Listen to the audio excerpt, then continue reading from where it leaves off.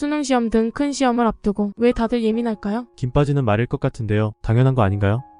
그래도 소장님, 논리적으로 설명해 주시면 안 될까요? 요즘 수능 시험을 앞두고 너무 예민해져서 저도 모르게 주변에 짜증을 내요. 그래서 많이 혼나거든요. 주변에서 좀 이해해 주시면 될 걸. 알겠습니다. 큰 시험이나 회사 면접 등을 앞두고 있지 않을 땐 예민한 경우는 거의 없습니다. 그렇죠. 그것을 우리는 항상성이라는 말로 표현합니다. 그러다가 자신의 삶을 바꿀 수도 있는 수능 등을 앞두면 변화 시점이라서 강한 스트레스를 받아요. 그렇겠네요. 부모들도 마찬가지일 겁니다. 회사 등 일터 가서 스트레스 받으며 긴장할 일들이 많아요. 스포츠 선수도 이겨야만 하는 경기가 있을 때도 마찬가지이겠죠? 이때 치길 바라는 이가 있을까요?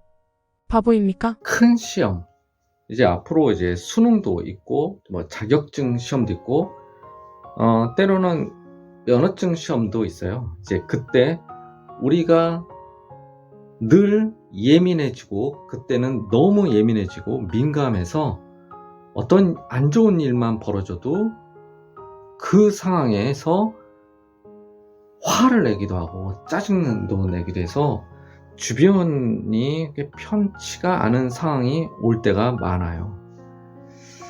사실은 항상 자기 마음이 편한 사람일수록 그렇게 위기감이 들 때 더 큰 스트레스가 생기면서 자기가 발전을 하기도 하죠. 긍정적인 신호로도 볼 수는 있어도, 이게 너무 심한 경우, 너무 민감한 경우, 너무 짜증을 낸 경우에는 주변과 마찰이 아주 커지게 되죠. 심지어는 건널 수 없을 정도의 인간관계가 깨지기도 합니다.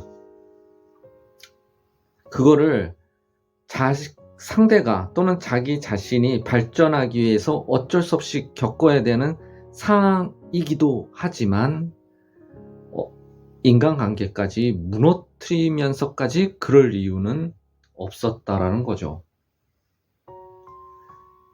인간관계만큼은 살릴 수 있을 정도, 인간관계가 그를 이해할 수 있을 정도까지만 화를 내야 되는데, 그게 쉽지 않았던 겁니다.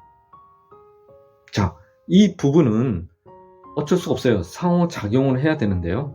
상대도 이해를 해줘야 되고 자기 자신도 조금은 누그러뜨려야 합니다. 그게 하나의 관계성이라고 하죠. 자기 발전성만 생각해서는 안 되는 관계성입니다. 무의식적으로 자기애가 생기겠죠. 이 같은 자기애가 스스로를 민감하게 만든다. 자기애가 반드시 나쁘다고 생각되지는 않는다. 만일 자기애가 없다면 자살, 테러 등은 흔한 일이 되고 만다.